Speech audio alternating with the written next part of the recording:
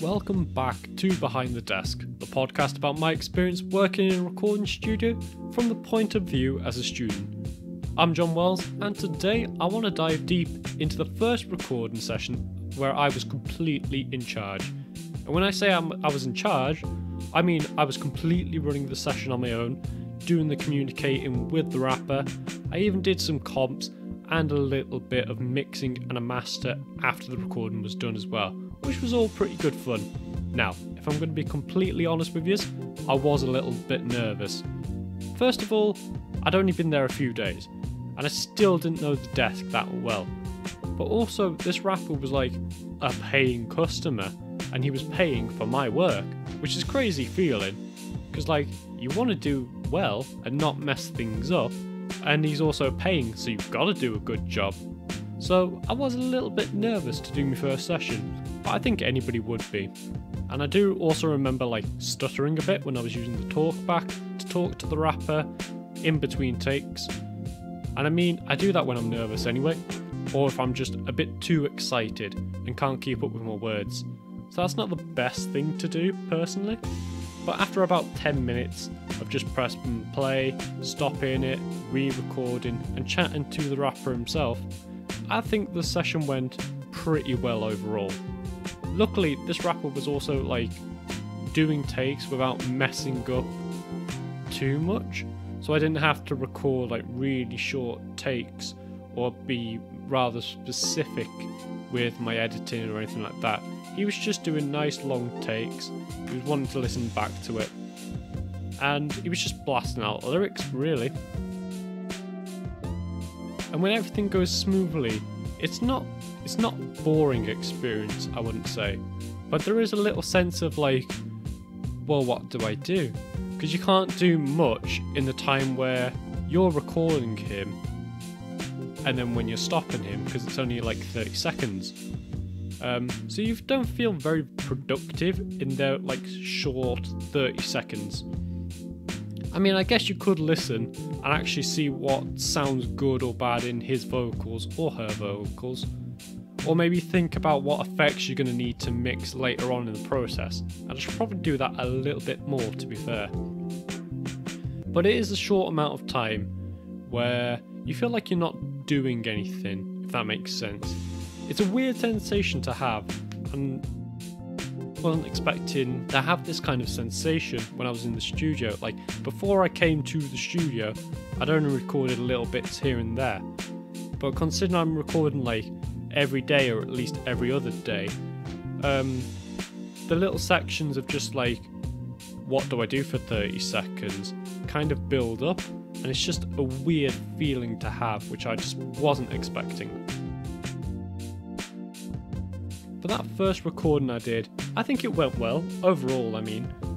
Like, the real interesting thing I thought was talking to the rapper towards the end of the session. Because he'd already recorded everything for the song, all the verses, the lyrics, all the verses, the choruses, all the ad-libs, all the, the backing vocals and all that kind of stuff. And at the end of the session, he had a bit of time to spare, so we were going through what kind of effects or additional things he wanted to record. But the challenge was that he didn't know what all the technical terms meant. So for things like compression and sibilance and things like that, he was describing how he wanted it but couldn't explain it properly because he didn't know the terminology. Kind of like that game where you have to describe something without using a word. It felt like that. It was like a bit of a challenge. I mean, it was a fun challenge. Like, it was almost a puzzle trying to figure out what he wanted and then how to answer. And that's another thing I didn't consider before coming to the studio. Obviously, I go to uni and everybody knows, or at least knows the base of the terminology. They kind of know what they're on about. But in the recording studio, everybody's got different, levels of experience. There could be somebody who's got lots of experience and knows what they're talking about and knows all the terminology. And then there'll be other people who are newer to the industry, and talking to them about technical stuff is pretty hard. So this idea of being able to communicate well is kind of important in the studio, because you've got to be able to talk to your musician and know what they want and then make it work for them. So communication is a big skill that you kind of need for a studio, and being able to talk to people well as being able to encourage them, because some of them can be quite nervous or get frustrated by the fact that they can't rap the right lines or keep tripping up on their words.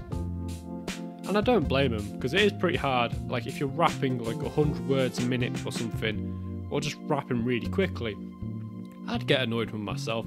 So I understand when, rappers and musicians and vocalists also get words mixed up as well.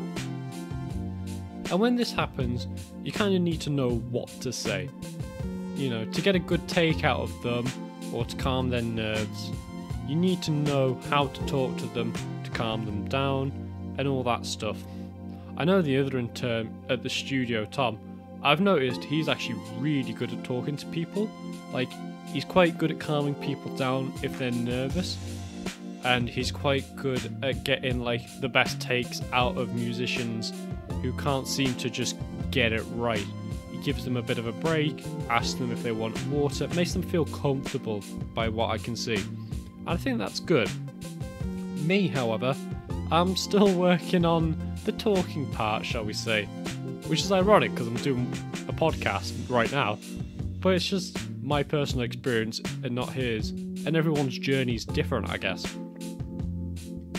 Now, the final part of my first session that happened was to do a rough mix of the songs that the rapper recorded, which was weird because I know how to mix. I've been doing it at uni for 2 years, and I mix stuff on my home studio on a regular basis, but mixing in the studio was like a whole different thing, because it's on bigger monitors and that I don't know, so I don't know the frequency patterns that well.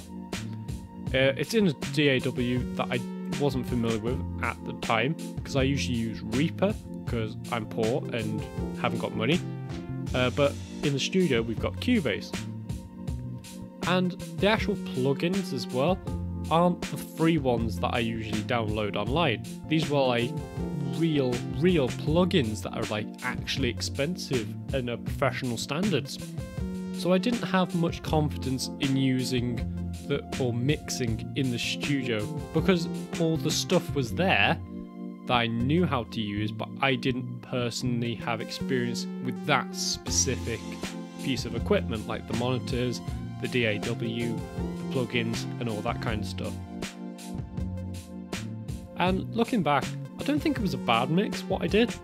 All I was doing was adding some compression to the vocals, making it sit with the backing track. Oh, and I did do some limiting on the master bus as well, but nothing extreme or anything like that.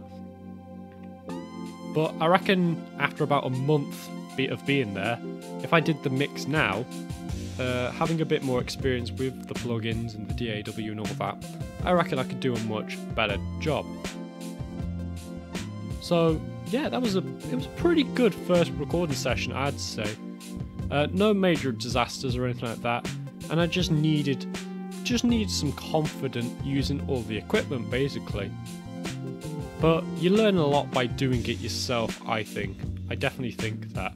And you definitely learn more whilst you're in a studio, rather than if you're doing it at uni or college, because it's a different environment and you're probably not in a group project or anything like that. It's just you and said musician. Plus you get a good sense of achievement for doing it on your own as well, which is always a nice feeling.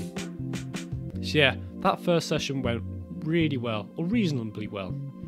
So, if you want to ask any more questions about my time in the studio, give us a message on Facebook at Wellesley Media. Link will be in the description below.